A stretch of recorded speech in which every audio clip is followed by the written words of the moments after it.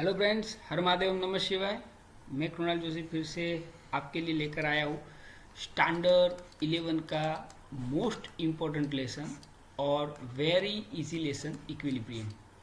अभी यहाँ पे ये लेसन जो है वो आई थिंक हम बोले तो जेडबल और नीट दोनों के लिए काफ़ी इम्पोर्टेंट रहेगा। हमने इस लेसन को दो पार्ट में कवर किया है। ये हमारा जो आप देख रहे हो वो पार्ट 1 है और एक पार्ट 2 आएगा जो आपको कंप्लीट सम सॉल्यूशन में आएगा। ओके, तो पार्ट 1 जो है वो पूरा कॉन्सेप्ट के साथ है, बरोबर, कॉन्सेप्शनल है, यानी आपका पूरा जो है वो खत्म हो जाएगा। सीधी बात, नो बकवास, हम आपका टाइम वेस्ट नहीं करेंगे और हम सीधे जाएंगे हमारे लेसन की ओर, क्योंकि आजकल सबका टाइम सबसे इम्पोर्टेंट रहता है, तो उस टाइम से लेकर हम आगे जाएंगे। तो हमारा पहला है कि इक्विलिब्रियम। इक्विलिब्रियम किसे कहते हैं? तो ज़्यादातर बच्चों को मालूम होना चाहिए कि हमारे पास कोई भी रिएक्शन होता है, ओके, ज़्यादातर कोई भी रिएक्शन होता है तो वो रिएक्शन के अंदर क्या होता है, तो एक होती है वो प्रोडक्ट बनती है और दूसरा जो होता है तो वो एक रिएक्टेंट होता है। तो ये दोनों एक एक ऐसे मुकाम पे आते हैं जहाँ पे क्या होता है, तो उसके बारे में हम बात करने वाले हैं कि रिएक्टेंट और प्रोडक्ट, यानी कि हम ऐसा बोल सकते हैं कि ये एक ऐसा स्टेट है, एक ऐसा टाइम आता है जो हमारी प्रोसेस होती है, जो हम रिएक्शन करते हैं या फिर केमिकल एक्शन जो होता है उसके अंदर एक ऐसी प्रोसेस होती है जिसके अंदर क्या होता है, कुछ प्रॉपर्टी, ओके, यानी state of process in which the property यानी कौन सी प्रॉपर्टी, हम कोई भी इक्वेशन या फिर कोई भी प्रोसेस करते हैं उसके कुछ प्रॉपर्टी होती है। तो वो प्रॉपर्टी जो होती है, जैसे कि हम बोल सकते हैं कि टेम्परेचर, फिर हम बोल सकते हैं प्रेशर, उसके अलावा जो होता है वो होता है कॉन्सेंट्रेशन, ये भी सबसे इम्पोर्टेंट है। एक ऐसे टाइमिंग होता है जिसमें कॉन्सेंट्रेशन, प्रेशर और ये सब, तो ये सब होता है ना, वो do not show any change, यानी वो कोई चेंज दिखाता नहीं है। Do not show any change यानी कोई चेंज आता नहीं है, बस सिंपल सा फंडामेंटल है, उसे हम कहते हैं इक्विलिब्रियम, यानी टाइम के साथ। अभी आपको लगेगा कि ये क्या है, क्वेश्चन मार्क तो होना ही चाहिए कि सर अभी भी हम है, लेकिन जैसे जैसे आप हमारा लेसन आगे देखोगे वैसे वैसे आपको मालूम पड़ता जाएगा कि ये क्या है। हम केमिकल इक्विलिब्रियम की बात करने वाले हैं और फिजिकल इक्विलिब्रियम की भी बात करने वाले हैं। जैसे कि हम इक्विलिब्रियम को दिखाते कैसे है, तो ऐसे उसे रिप्रेजेंट किया जाता है कि ये जो है वो क्या है, हमारा रिएक्टेंट है और ये दो एरो ऐसे लिखते हैं, ओके। उसके बाद हम प्रोडक्ट लिखते हैं, तो प्रोडक्ट को भी एक स्मॉल लेटर और एक कैपिटल लेटर में लिखते हैं, तो ये इसका रिप्रेजेंटेशन है। कोई भी केमिकल इक्विलिब्रियम होता है तो उसका रिप्रेजेंटेशन ये है। लेकिन हम यहाँ पे आपको दोनों फिजिकल और केमिकल दोनों के बारे में बात करने वाले हैं। तो आपको क्या करना है, चैनल को लाइक, सब्सक्राइब और शेयर कर देना है और आगे आपको पूरा वीडियो सुनना है, क्योंकि बोलने का काम हम करने वाले हैं। जैसे कि हम फिजिकल इक्विलिब्रियम में जाते हैं, ओके, फिजिकल प्रोसेस जो होती है उसमें इक्विलिब्रियम किस किस तरह होता है, तो उसके बारे में हम बात करने वाले हैं। तो पहला हम ले लेंगे सॉलिड को अगर हीट देते हैं तो उसमें से क्या बनेगा, तो हमें जाहिर सी बात है कि क्या बनेगा, लिक्विड बनेगा, हो गया। अभी इसका एक सिंपल सा एग्जांपल हमारे पास है सॉलिड और लिक्विड का। तो सॉलिड और लिक्विड में क्या होता है, तो हमारा जो H2O होता है यानी जो आइस होता है वो सॉलिड होता है। अगर उसे हम हीट देते हैं तो वो क्या बनता है, यानी H2O ही रहता है और क्या बनता है, लिक्विड बनता है। यानी यहाँ पे लिक्विड को अगर कंडेंस करते हैं यानी कि फ्रीज करते हैं तो उसमें से आइस बनता है। तो ये एक रिवर्सिबल प्रोसेस हो जाता है।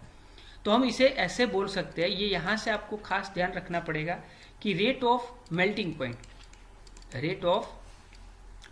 Of ice is equal to क्या बनेगा, rate of freezing of water, यानी एक तरफ आइस मेल्ट बनता रहेगा तो दूसरी तरफ वाटर है ना वो फ्रीज होता रहेगा, यानी आइस की और वाटर की क्वांटिटी में कोई बदलाव नहीं आएगा, कोई चेंज नहीं आएगा। तो इसे हम बोलते हैं इक्विलिब्रियम। अभी भी आसान भाषा में हम जाने वाले, जैसे जैसे आप जाके दूसरा हम ले लेते हैं लिक्विड। अभी लिक्विड को आप हीट करते हो तो क्या बनता है, सबको मालूम है कि लिक्विड को हीट करेंगे तो क्या बनेगा, वेपर बनेगा।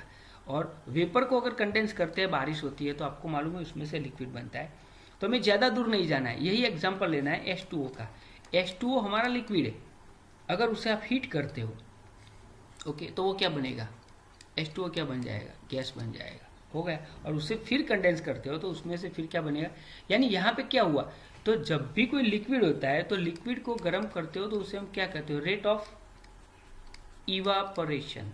क्या कहते हैं, रेट ऑफ इवापोरेशन, यानी लिक्विड में से वेपर बनना इज इक्वल टू, ऐसी प्रोसेस आती है जिसमें rate of evaporation is equal to rate of condensation होता है, रेट ऑफ कंडेंसेशन। ये एक सिंपल सी प्रोसेस है। आगे हम जाते हैं तो तीसरा पॉइंट पे हम जाते हैं कि तीसरा पॉइंट कौन सा लेंगे, तो हमारे पास एक चीज आती है सॉलिड। तो सॉलिड में से क्या बनता है, वेपर बनता है। अभी ये भी एक ढूंढने लायक बात है कि सॉलिड में से वेपर कैसे बनता है।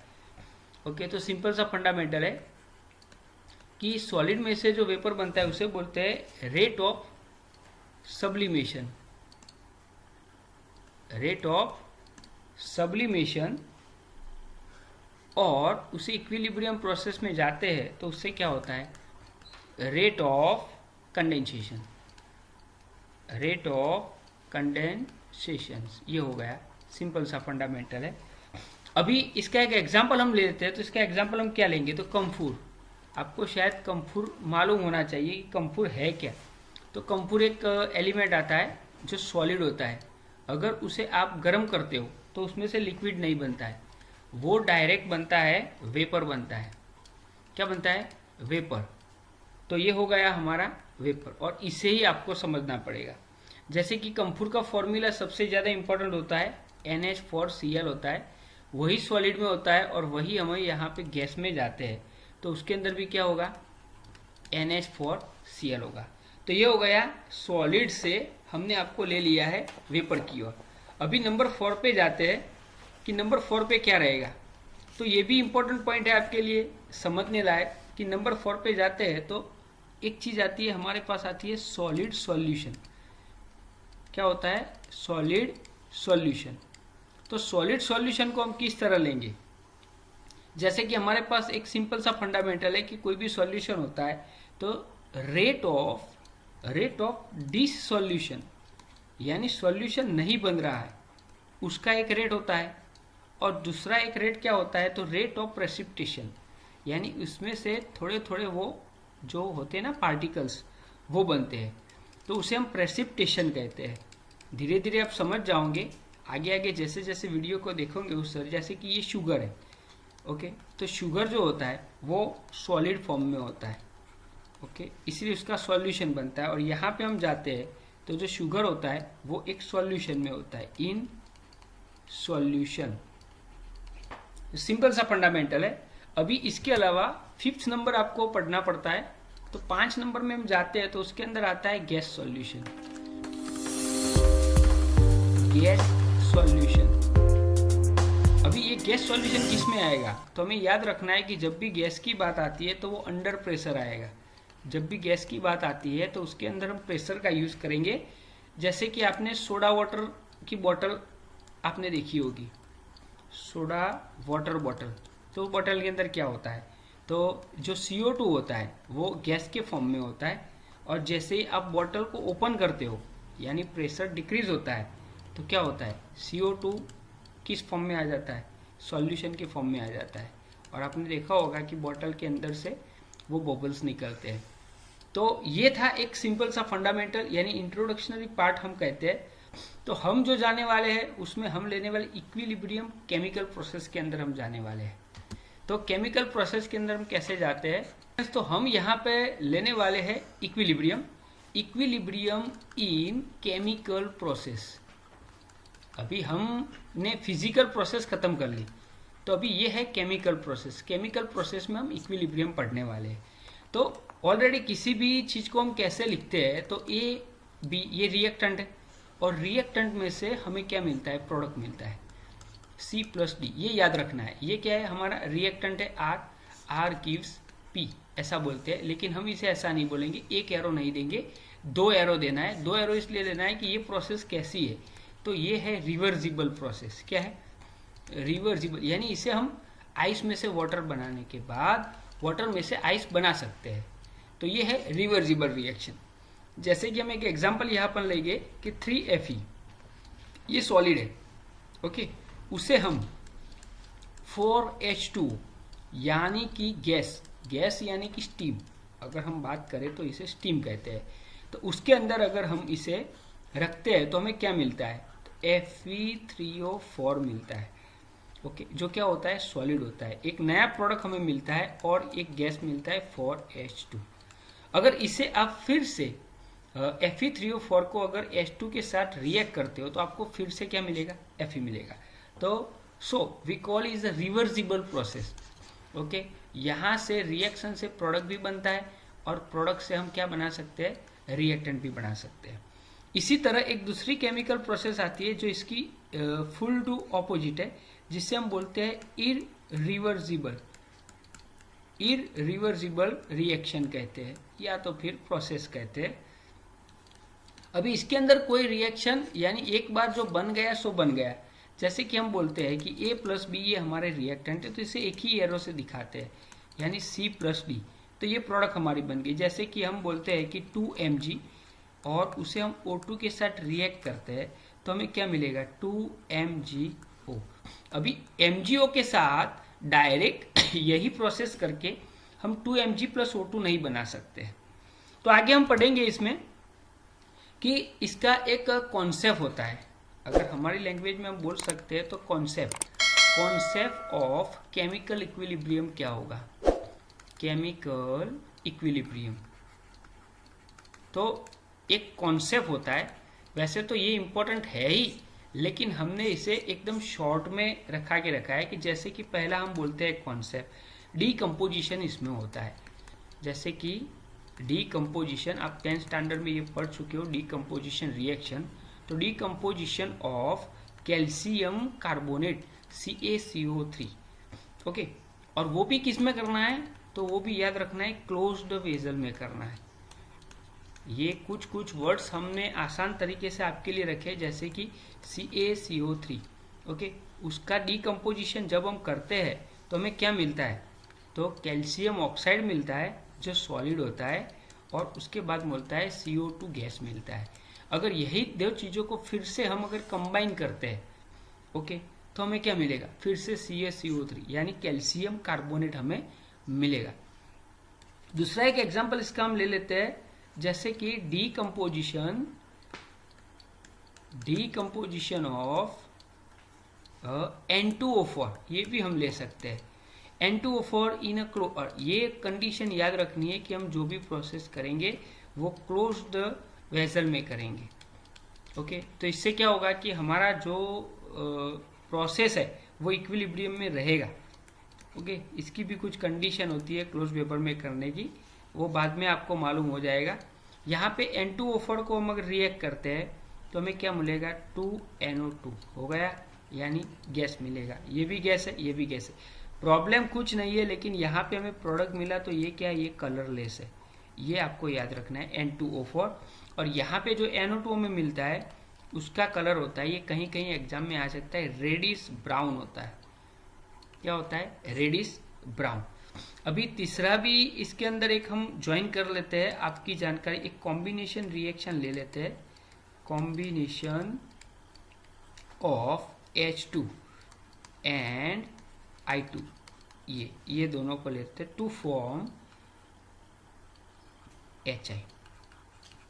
ये भी फॉर्म होता है कि हम यहाँ पे लिख सकते हैं कि H2 जो गैस है वो भी आपको मालूम है, फिर I2 आयोडीन जिसे हम बोलते हैं वो भी गैस है, उसका भी। तो यहाँ से अगर हम इक्विलिब्रियम प्रोसेस करते हैं तो हमें क्या मिलेगा, 2HI मिलेगा, जो हमें गैस मिलेगा। अभी इम्पोर्टेंट ये है कि जो 2HI है वो कैसा है, कलरलेस है, ओके, और जो I2 है वो पर्पल है। ये कलर कहीं कहीं एग्जाम में आ जाते हैं, और यहाँ पे जो है वो है कलरलेस है, ओके। तो ये एक जानकारी है जो आपको नोटबुक में लिख देनी चाहिए ज़्यादातर, तो जिससे आपको फ़ायदा मिल सकता है। अभी हम थोड़ी सी दो बातें और एक्स्ट्रा आपके सामने रखने वाले हैं कि कैरेक्टर ऑफ केमिकल इक्विलिब्रियम। ये केमिकल इक्विलिब्रियम है, और वो भी कौन सा है, हम केमिकल पढ़ रहे हैं अभी, तो उसके कैरेक्टर कौन से हैं, तो ये आपको याद रखने चाहिए, और ये सबसे इम्पोर्टेंट हो सकते हैं कैरेक्टर।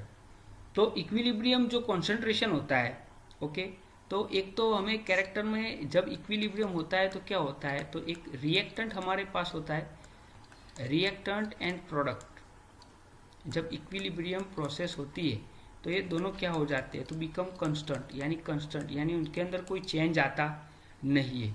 यानी हम किस तरह कांस्टेंट बोल सकते हैं, तो ये वर्ड्स आपको याद रखना पड़ेगा। रेट ऑफ फॉरवर्ड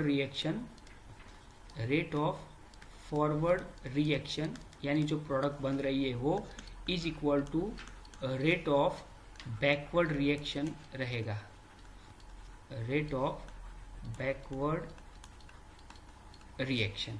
ये सिंपल सा फंडामेंटल है।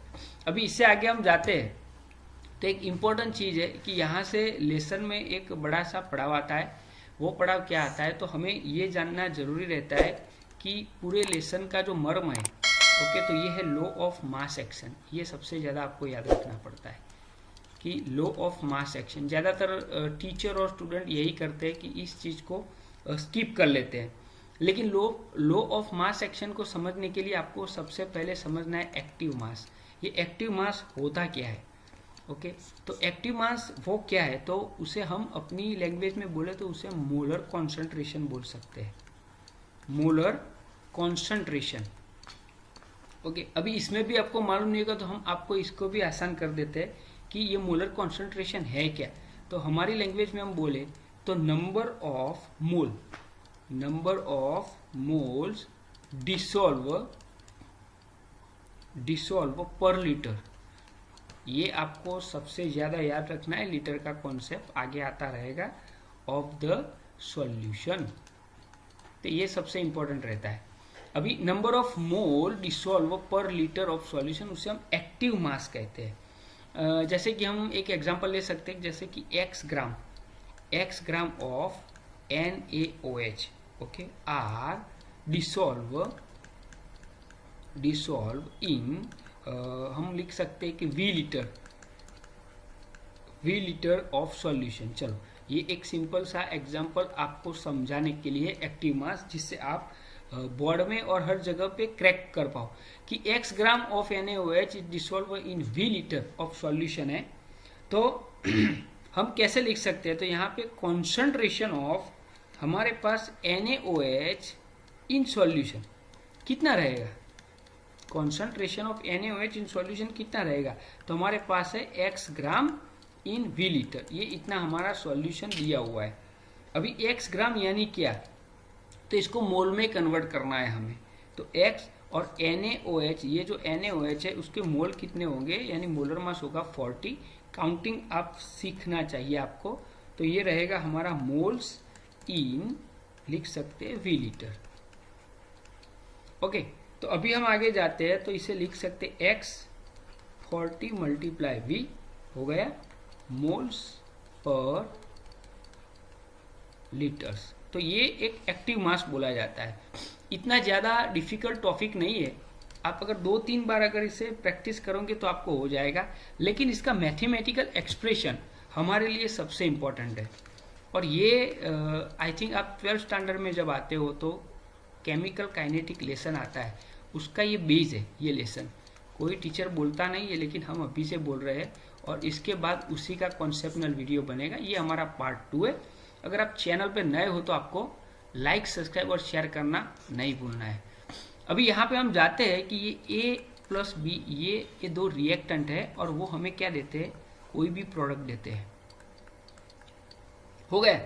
अभी हम इसे किस तरह एक केमिस्ट्री की लैंग्वेज में लिख सकते हैं, तो यहाँ पे ऐसे लिख सकते हैं कि रेट एट विच, ये रेट सबसे important, rate at which A react. अभी ए रिएक्ट होगा, उसका रेट क्या होगा, तो इस directly proportion to concentration of A. ये जब भी बिग ब्रैकेट आता है तो उसे कॉन्सेंट्रेशन माना जाएगा। इसी तरह हम आगे जाते हैं, रेट एट विच, तो हमारी दूसरी रिएक्टेंट कौन सी है, बी रिएक्ट। तो इसके लिए हम डायरेक्टली प्रोपोर्शन रखेंगे कि उसका जितना कॉन्सेंट्रेशन रहेगा उस हिसाब से वो रिएक्ट करेगा। इसका मतलब ये होता है, अगर हम A एंड B टूगेदर को रिएक्ट करते हैं, टूगेदर रिएक्ट, तो वो क्या होगा, तो डायरेक्टली प्रोपोर्शन होगा concentration A and concentration B. हो गया। तो अभी हम यहाँ पे जो डायरेक्टली प्रॉपर रेशन है उसकी जगह पे कंस्टेंट लिख लेते हैं इज इक्वल टू के। तो ये के है वो हमारा रेट कंस्टेंट बोला जाता है। और यहाँ से हमारा लेसन की आई थिंक शुरुआत तो यहीं से होती है। जैसे कि हम सिंपल सा एक एग्जांपल ले लें कि हमारे पास 2 मोल ए है और 3 मोल बी है और वो हमें कोई भी एक प्रोडक्ट देते हैं। सिंपल सा फंडामेंटल है। ओके, तो इसी की तरह हम इसको यहाँ पे ट्रांसफर करते हैं कि rate of H A react, तो ए जो रिएक्ट करेगा उसका रेट क्या होगा। तो हम लिख सकते हैं कि डायरेक्टली प्रॉपर रेशन तो 2 है तो कॉन्सेंट्रेशन ए का स्क्वायर होगा। रेट ऑफ बी रिएक्ट क्या होगा, तो उसके 3 मोल है तो उसका भी क्या होगा 3 पावर होगी। बस सिंपल सा है, ये आपको लिखना सीखना पड़ेगा यहाँ से। अभी ए और बी टूगेदर ये काम करते हैं तो टूगेदर कैसे होगा, ए की 2 पावर और बी की होगी 3 पावर। यानी हम इसे ऐसे लिख सकते हैं के कांस्टेंट होगा 2 और बी की 3 पावर। अभी आपको लगेगा कि ये सब क्यों, तो ये इम्पोर्टेंट इसलिए है, वीडियो को आपको देखना पड़ेगा आगे, क्योंकि हम जो स्टेप बाय स्टेप सिखा रहे हैं इससे आपका पूरा जो है लिंक जनरेट हो जाएगा। यहाँ तक लिंक जनरेट होगा और अभी आपका लिंक काम करने वाला है कि हम यहाँ पे लेकर आए हैं कि लो जो सबसे इम्पोर्टेंट है, लो ऑफ केमिकल इक्विलिब्रियम, जो अभी आगे की स्लाइड में हमने जो पढ़ाया वही चीज यहाँ पे काफी काम किस तरह करती है तो वो हम सिखाने वाले हैं। तो लो ऑफ केमिकल इक्विलिब्रियम किस तरह पढ़ेंगे, तो हमारे पास ये चीज तो आ गई, ये ए और बी जो रिएक्टेंट है और वो हमें देने वाले हैं C plus D product. Simple सा फंडामेंटल है। तो फॉरवर्ड रिएक्शन क्या होगा अभी ये सीखना पड़ेगा, यानी reactant forward reaction. Forward reaction यानी ये जो रिएक्टेंट है वो प्रोडक्ट बन रहे हैं, इस डायरेक्टली प्रोपोर्शन टू क्या रहेगा, concentration of A concentration of B. तो हम उसे इज इक्वल टू करके के एफ लिख सकते हैं ना, तो ए और बी के एफ यानी फॉरवर्ड रिएक्शन कांस्टेंट बोला जाता है। अभी इसी को हम आगे ले जाते हैं तो बैकवर्ड रिएक्शन क्या रहेगा, बैकवर्ड रिएक्शन तो directly proportion to concentration of, यानी कि सॉरी हम यहाँ पे सी लिखेंगे प्रोडक्ट और यहाँ पे डी लिखेंगे, तो इसे भी हम लिख सकते हैं के बी यानी backward reaction concentration of C and concentration of D. हो गया, ये सिंपल सा है। अगर हम यहाँ पे एक चीज लिखते हैं, देखो यहाँ से हमारा लेसन है ना आपकी समझ में आ जाएगा कि इक्विलिब्रियम प्रोसेस है तो क्या होगा, तो rate of forward reaction is equal to क्या रहेगा, रेट ऑफ, इसे तो इक्विलिब्रियम कहते हैं, रेट ऑफ बैकवर्ड रिएक्शन रहेगा कि नहीं। अभी फॉरवर्ड रिएक्शन क्या है, तो के एफ कॉन्सेंट्रेशन ऑफ ए और concentration of B. Backward reaction क्या है, तो K B concentration of C concentration of D. अगर हम के बी को यहाँ ला लेते हैं यानी के एफ अपॉन के बी कर देते हैं तो हमारे पास सामने क्या रहता है, सी और डी। हो गया, और ये क्या जाएगा, नीचे जाएगा ए और बी। यहां से समझना है, तो के एफ अपॉन के बी को हम क्या कहते हैं, तो उसे हम कहते हैं के सी, कॉन्सेंट्रेशन कांस्टेंट कहते हैं। तो ये आ गया हमारा एक सिंपल सा फंडामेंटल, के सी इज इक्वल टू क्या होगा, तो यहाँ पे ऊपर आएगा प्रोडक्ट और नीचे आएगा रिएक्टेंट। ये सिंपल सा है, के सी आपको याद रखना है, के सी इज इक्वल टू के एफ अपॉन के बी होता है। ये एक सिंपल फंडामेंटल है, इज इक्वल टू हम लिख सकते हैं के सी। अभी इसी को थोड़ा सा फंडामेंटल आपका क्लियर करूं कि गैस फेज में अगर हम जाते हैं, कौन से फेज में, गैस फेज में, कोई फर्क नहीं होता है, ये कॉन्सेंट्रेशन फेज में है, ये गैस फेज में है, तो उसमें हम लिखते हैं केपी लिखते हैं, और केपी इज इक्वल टू होगा पी एक्स और पी वाई। ये दोनों हमारी क्या है आपको मालूम होना चाहिए, एक्स और वाई। तो एक्स और वाई जो है वो है हमारी प्रोडक्ट और ए और बी है वो हमारे क्या है, रिएक्टेंट है। ओके, तो यहां से गैस प्रोडक्ट में केपी आया ना, तो यहां से आपको कुछ समझना पड़ेगा किस तरह, तो हम केपी और केसी का रिलेशन आपको समझाएंगे गैस प्रोडक्ट में किस तरह आएगा। तो इक्विलिब्रियम के अंदर हम अभी समझने वाले हैं रिलेशन बिटवीन कौन सी दो चीज के बारे में, केसी एंड केपी। अभी हमें एक चीज यहाँ पे हम ऑलरेडी पहले से लिख देते हैं कि जिससे आपको समझने में दिक्कत ना हो, कि हमने अभी आपको समझाया कि भाई केसी क्या है। ओके, तो केसी इज इक्वल टू क्या होगा, के एफ अपॉन के बी, और उसके बारे में हम लिख सकते हैं यहाँ पे क्या लिख सकते हैं, तो यहाँ पे प्रोडक्ट आएगा। ओके, प्रोडक्ट कौन सी है हमारी, तो प्रोडक्ट एक्स है, तो ये एक्स की एक्स पावर और वाई की वाई पावर, और इसके नीचे क्या आएगा हमारा रिएक्टेंट आएगा, तो ये ए है और ए की ए पावर, और ये आएगा बी की बी पावर। ये हमारा केसी है। सिंपल सा फंडामेंटल आपको पहले से समझा लिया। अभी और आपको आसानी हो इसके लिए हम थोड़ा सा आप ही के लिए लिखते हैं यहाँ पे कि हमारा जो इक्वेशन है वो इक्वेशन हम ये लेने वाले हैं, ए प्लस यहाँ पे आएगा बी बी, ये हमारा रिएक्टेंट हो जाएगा, और यहाँ पे हम x लेंगे, x प्लस y और y हो गया। तो अभी आपको ये फॉर्मूला समझ में आएगा, लेकिन हम गैस फेज में जाने वाले हैं, तो ये केसी तो हमने लिख लिया है। अभी केपी क्या होगा, तो चलो केपी की ओर जाते हैं। यहाँ पे हम लिखते हैं केपी, तो केपी यानी प्रेशर ऑफ क्या होगा, x का प्रेशर ऑफ x की x पावर और प्रेशर ऑफ y की y पावर, नीचे क्या होगा प्रेशर ऑफ A हो गया कि A पावर, और प्रेशर ऑफ B की B पावर हो गया। सिंपल सा फंडामेंटल। अभी हमारे पास यहाँ पे प्रेशर की बात हो रही है, तो इसे थोड़ा सा यहाँ पे इनोग्रेट कर देते हैं कि हमारे पास एक गैस इक्वेशन आ गया, PV इज इक्वल टू क्या होता है nRT। ओके, तो P इज इक्वल टू इस V को हम यहाँ ला देते हैं, यानी n अपॉन V और क्या होगा RT होगा। अभी n अपॉन V यानी क्या होगा, तो n upon V is equal to क्या होगा, C होगा। तो ये हो गया P is equal to CRT। Simple सा फंडामेंटल, समझने लायक चीज है। तो यहाँ पे हमारे पास जितने भी रिएक्टेंट और प्रोडक्ट दिए, जैसे कि हमारे पास यहाँ पे PA दिया है, ओके क्या दिया है PA, तो PA की जगह पे हम क्या लिख सकते हैं, तो P की जगह पे हम लिख सकते हैं CART हो गया पहला।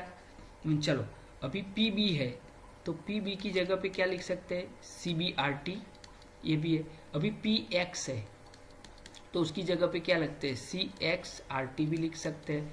अभी PY है तो उसकी जगह पे क्या लिखेंगे CYRT हो गया। तो अभी यही यहाँ पे लिख देना है। देखो सिंपल सा fundamental, KP is equal to, ये PX की जगह पे हम क्या लिखेंगे, तो PX की जगह पे CX क्या लिखेंगे RT हो गया, और उसकी पावर क्या रहेगी स्मॉल x।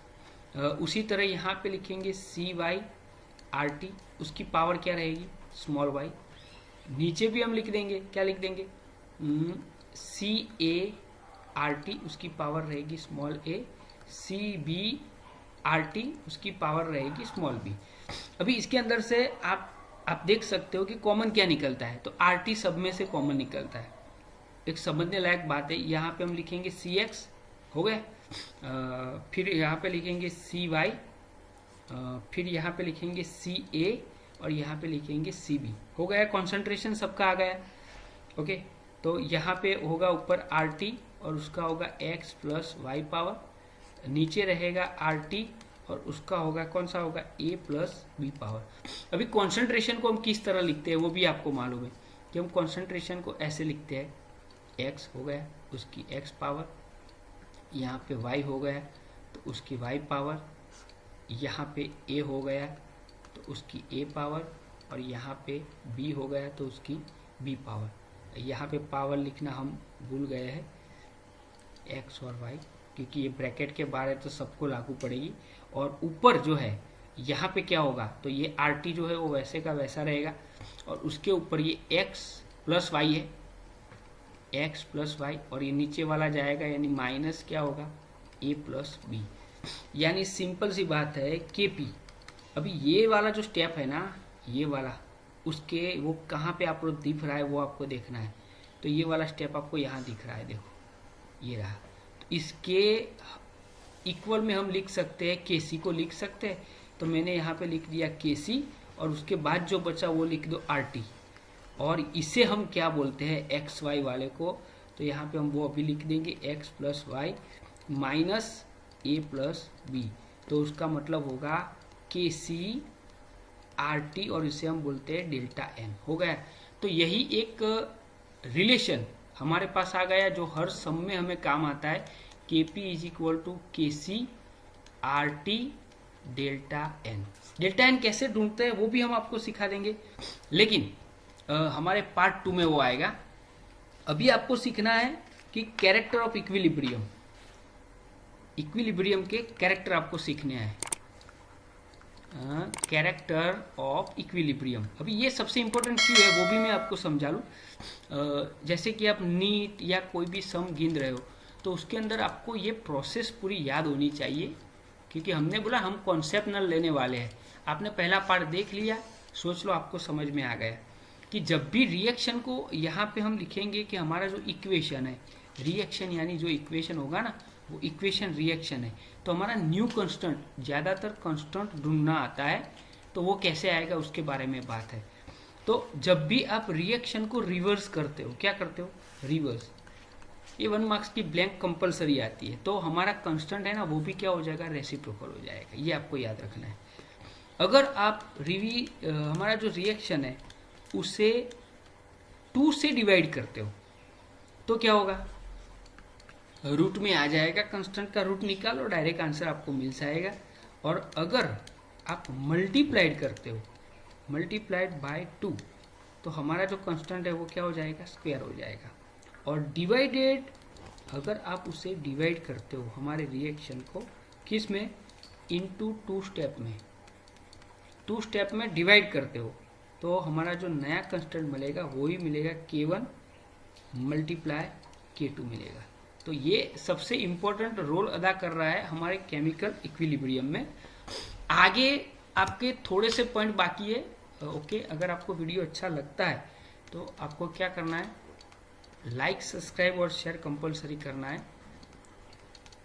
अभी इक्विलिब्रियम के जो टाइप्स होते हैं वो भी हम शॉर्ट में खत्म कर देंगे, ज़्यादा टाइम नहीं लेने वाले हैं, क्योंकि 2 ही टाइप्स है ज़्यादातर। एक है हमारा इक्विलिब्रियम जिसे हम बोलते हैं होमोजीनियस, होमोजीनियस इक्विलिब्रियम किसे कहते हैं, तो उसके अंदर जो फेज होते हैं ना प्रोडक्ट और रिएक्टेंट के, वो सेम फेज के होते हैं।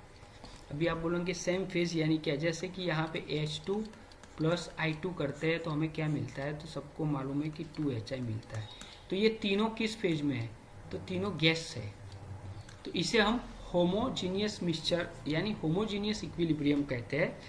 और दूसरा हेट्रोजीनियस, आपको मालूम हो गया, अगर ऊपर वाला आता है तो नीचे वाला ऑटोमेटिकली आ जाता है कि इसमें सेम फेज नहीं होता है। जैसे कि कैल्शियम कार्बोनेट वाला एग्जांपल हमने लिया था कि जो सॉलिड फेज में था।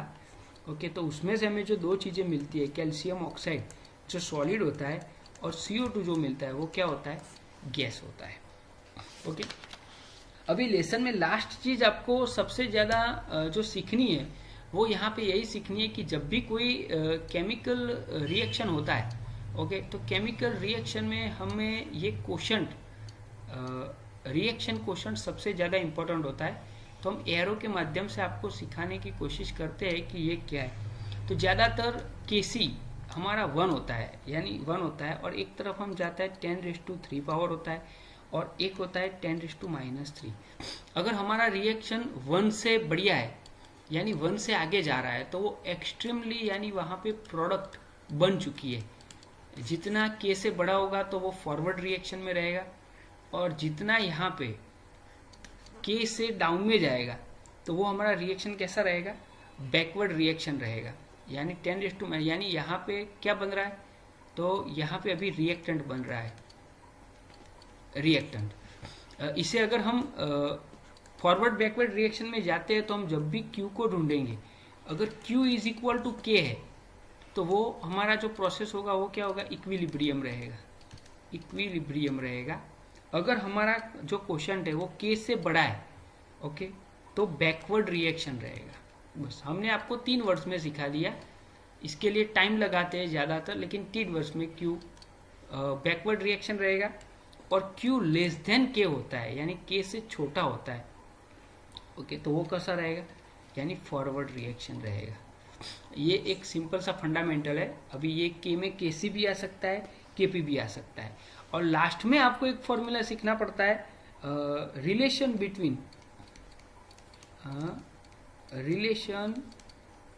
बिटवीन के क्यू एंड जी, जो गिब्स एनर्जी हम बोलते हैं। तो ये तीनों का रिलेशन क्या होता है, तो ज़्यादातर आपको याद रखना है गिब्स एनर्जी, अगर आप थर्मोडायनेमिक पढ़ोगे तभी आप उसका वीडियो हम लेकर आएंगे। तो minus R T L N यहाँ पे आएगा के पी, ये सबसे ज़्यादा याद रखना है। और अगर आप के सी में ले जा रहे हो तो उसमें भी कोई फ़र्क नहीं पड़ता है, डेल्टा जी नॉट तो आएगा minus R T L N K C. बस आप किसी भी फेज में ले जाओ ये रहेगा। और हमने आगे बात बोला कि जैसे के है वो 1 से बड़ा है तो वो कौन सा रहेगा, फॉरवर्ड रिएक्शन। ये एरो जो हमने समझाया वो अगर 1 से बड़ा है तो फॉरवर्ड रिएक्शन रहेगा, और 1 से छोटा है तो बैकवर्ड रिएक्शन रहेगा। तो ये रहेगा फॉरवर्ड रिएक्शन। ये एक सिंपल सा फंडामेंटल है। फ्रेंड्स, हमने वीडियो आपके लिए बनाया है और इसका जो पार्ट 2 आएगा वो सबसे इम्पोर्टेंट रहेगा। उसके अंदर हम बेस्ट में से बेस्ट एग्जाम्पल और वो भी एक्सप्लेनेशन के साथ आपको लेकर आएंगे। तो प्लीज़ चैनल को लाइक, सब्सक्राइब और शेयर करना मत भूलिएगा। आगे भी हम वीडियो लेकर आएंगे आपके लिए, अच्छे अच्छे वीडियो, और कम टाइम में आप समझ पाओ ऐसा हमारा प्रयास रहेगा। तो मिलते हैं नए वीडियो के साथ। हर महादेव, ओम नमः शिवाय।